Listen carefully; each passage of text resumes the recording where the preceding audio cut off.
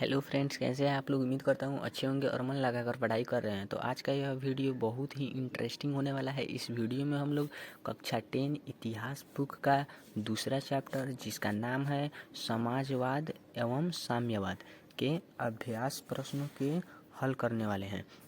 तो अति लघु उत्तरीय में कुल 5 प्रश्न हैं और लघु उत्तरीय में कुल 6 प्रश्न हैं और दीर्घ उत्तरीय में कुल 5 प्रश्न हैं। तो इन सब का हम बारी बारी से हल करेंगे। तो चलिए बिना देर किए हुए वीडियो को स्टार्ट करते हैं। तो अति लघु उत्तरीय का पहला प्रश्न है, पूंजीवाद क्या है। यह प्रश्न 2019 में पूछा है। तो इसके उत्तर में आप लोग लिखिएगा, पूंजीवाद एक आर्थिक प्रणाली है जिसमें उत्पादन के साधनों पर निजी स्वामित्व होता है। दूसरा प्रश्न है, खूनी रविवार क्या है। तो इसके उत्तर में आप लोग लिखिएगा, जापान से पराजय के बाद रूस की महानता का भ्रम टूट चुका था।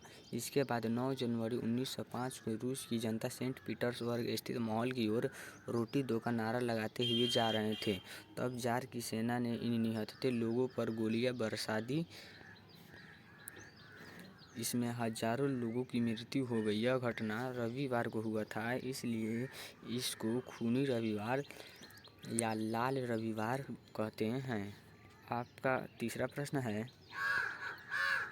अक्टूबर क्रांति किसे कहते हैं। यह प्रश्न 2019 में पूछा है। तो इसके उत्तर में आप लोग लिखिएगा, 7 नवंबर 1917 को लेनिन के नेतृत्व में केरेंस्की सरकार को हटाने हेतु बोल्शेविकों ने पेट्रोग्राड के रेलवे स्टेशन, बैंक, डाकघर, टेलीफोन केंद्र, कचहरी तथा अन्य सरकारी भवनों पर अधिकार कर लिया। इसके फलस्वरूप केरेंस्की रूस छोड़कर भाग गया। इस प्रकार रूस की महान क्रांति संपन्न हुई। इसे ही अक्टूबर क्रांति कहते हैं। आपका चौथा प्रश्न है, सर्वहारा वर्ग किसे कहते हैं।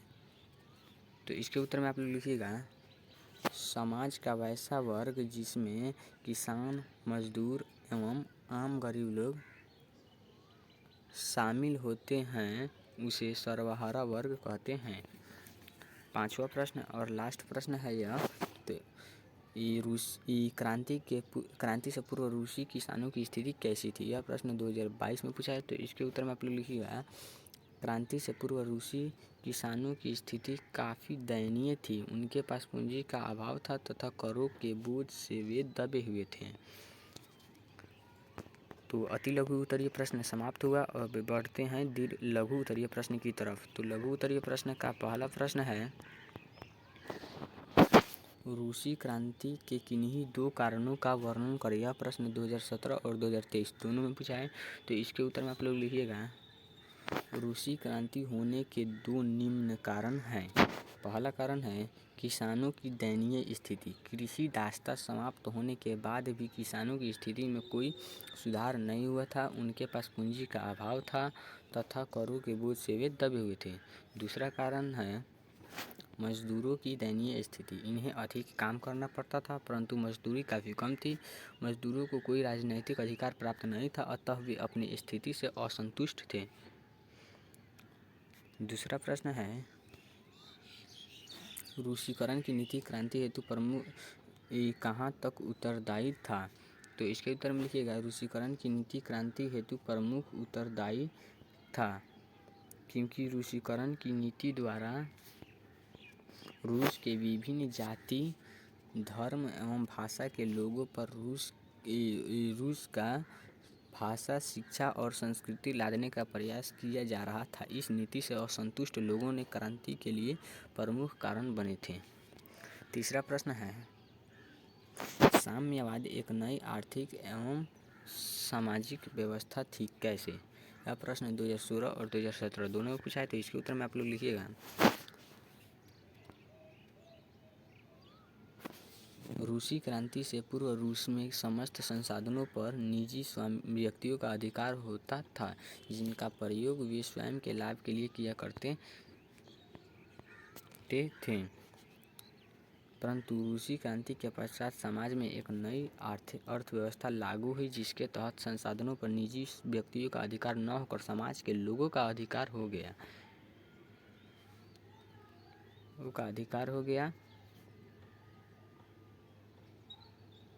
यह नई अर्थव्यवस्था समाजवादी अर्थव्यवस्था थी, अतः हम कह सकते हैं कि समाजवादी अर्थव्यवस्था एक सामाजिक अर्थव्यवस्था है।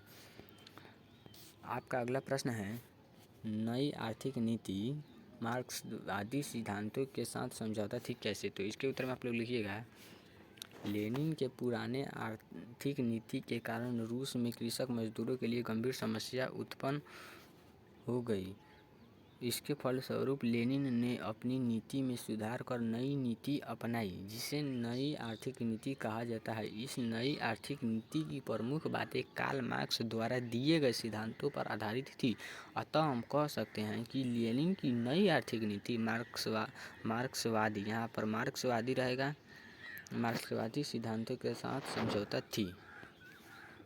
आपका अगला प्रश्न है, प्रथम विश्व युद्ध में रूस की पराजय क्रांति हेतु मार्ग प्रशस्त किया कैसे?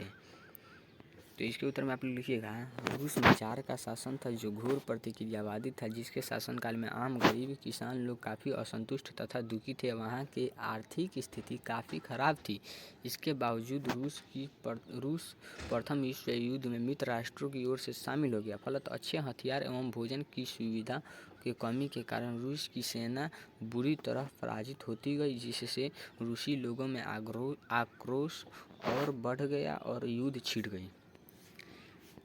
अब लघु उत्तरीय प्रश्न समाप्त हुआ। अब बढ़ते हैं दीर्घ उत्तरीय प्रश्न की तरफ। तो दीर्घ उत्तरीय प्रश्न का पहला प्रश्न है, रूसी क्रांति के कारणों की विवेचना करें। यह प्रश्न 2019 में पूछा है। तो इसके उत्तर में आप लोग लिखिएगा, रूसी क्रांति होने के तीन, यहाँ पर तीन रहेगा,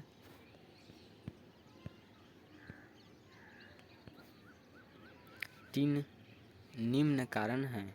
पहला कारण है जार की निरंकुशता एवं अयोग्य शासन।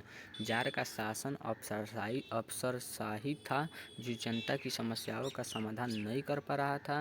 नियुक्ति का आधार योग्यता नहीं था, यानी कोई भी राजा बन जाता था, इसके लिए कोई भी कानून नहीं था। दूसरा कारण है किसानों की दयनीय स्थिति। कृषि दासता समाप्त होने के बाद भी किसानों की स्थिति में कोई सुधार नहीं हुआ था। उनके पास पूंजी का अभाव था तथा करों के बोझ से वे दबे हुए थे। दूसरा कारण है मजदूरों की दयनीय स्थिति। इन्हें अधिक काम करना पड़ता था, परंतु मजदूरी काफ़ी कम थी। मजदूरों को कोई राजनीतिक अधिकार प्राप्त नहीं था, अतः वे अपने स्थिति से असंतुष्ट थे। दीर्घ उत्तरीय का दूसरा प्रश्न है, नई आर्थिक नीति क्या है? यह प्रश्न 2020 में पूछा है। तो इसके उत्तर में आप लोग लिखिएगा, नई आर्थिक नीति लेनिन ने रूस में सुधार लाने के लिए 1921 में लागू किया था, जिसमें सीमित रूप से किसानों और पूंजीपतियों को व्यक्तिगत रूप से संपत्ति रखने की अनुमति दी गई। इसकी निम्नलिखित विशेषता थी। पहला विशेषता था, किसानों से अनाज लेने के स्थान पर एक निश्चित कर लगाया गया। ट्रेड यूनियन की अनिवार्य सदस्यता समाप्त कर दी गई।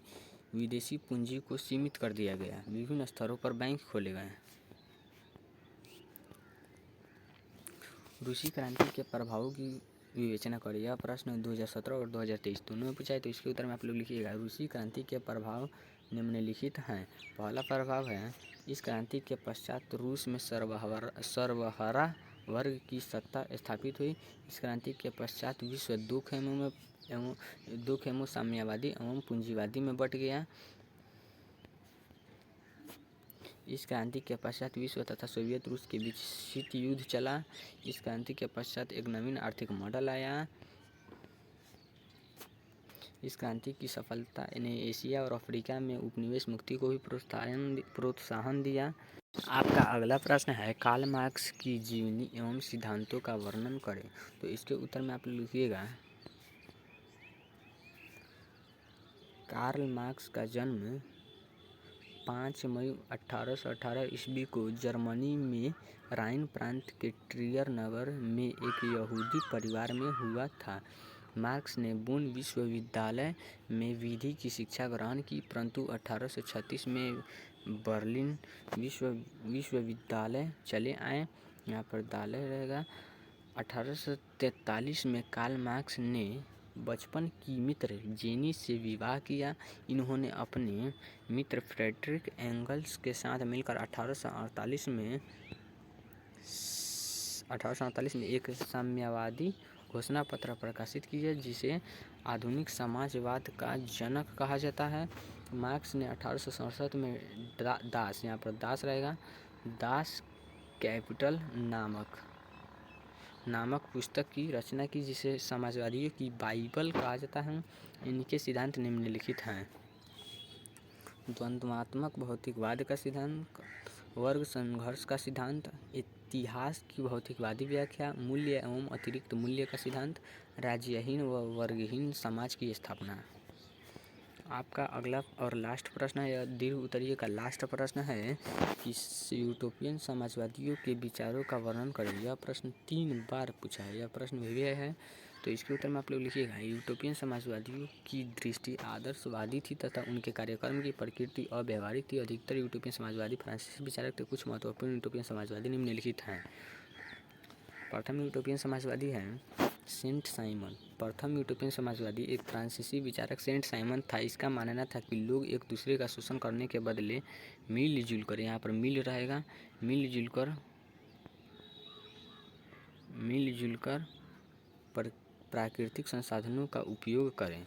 लुई वाला, इसका यहाँ पर क्या रहेगा, इसका मानना था कि आर्थिक सुधारों को प्रभावकारी बनाने के लिए राजनीतिक सुधार आवश्यक हैं।